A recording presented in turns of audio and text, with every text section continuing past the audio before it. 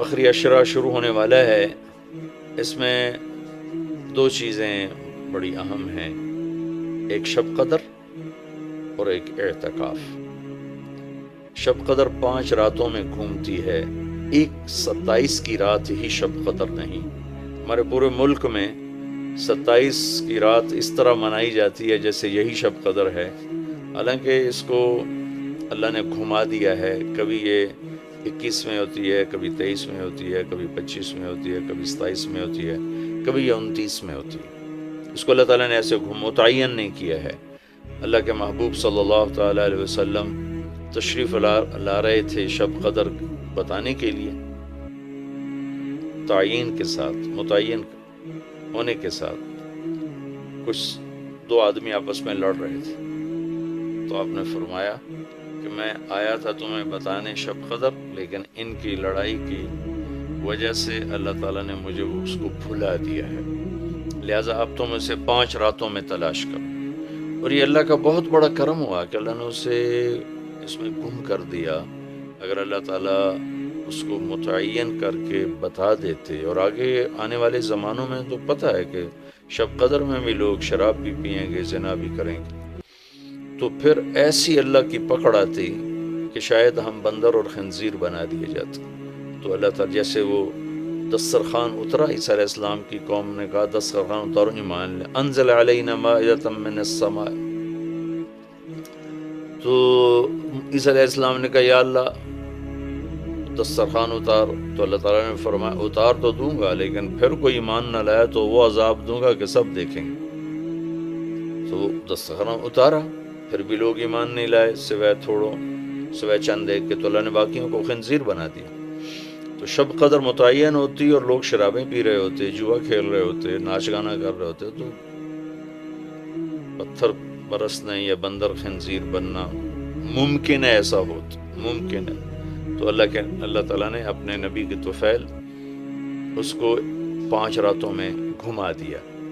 ایک تو 5 راتیں جاگنے سے 4 راتوں کی عبادت اور مل گئی، اور ایک شب قدر مل گئی، اور دوسرا اللہ کی رحمت ہوئی کہ اس کو چھپا رہنے دیا تاکہ اس کی ناقدری نہ ہو، لوگوں کو پتہ بھی نہ ہو، ناقدری نہ ہو۔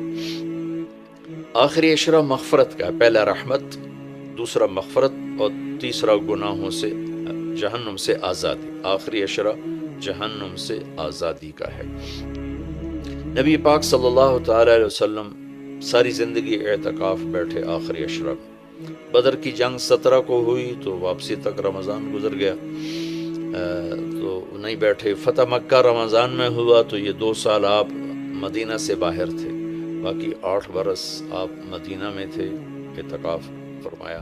آخری 10 ہجری میں جب 11 ہجری 12 ربیع الاول آپ دنیا سے تشریف لے گئے، 10 ہجری آپ نے 20 دن کا اعتکاف فرمایا، اور جبریل کے ساتھ قرآن کا دور 2 دفعہ فرمایا۔ ایک دفعہ آپ نے رمضان میں کسی وجہ سے اعتکاف اپنا ملتوی فرمایا، کینسل فرمایا، تو وہ شوال میں 10 دن آپ دوبارہ اعتکاف میں بیٹھے۔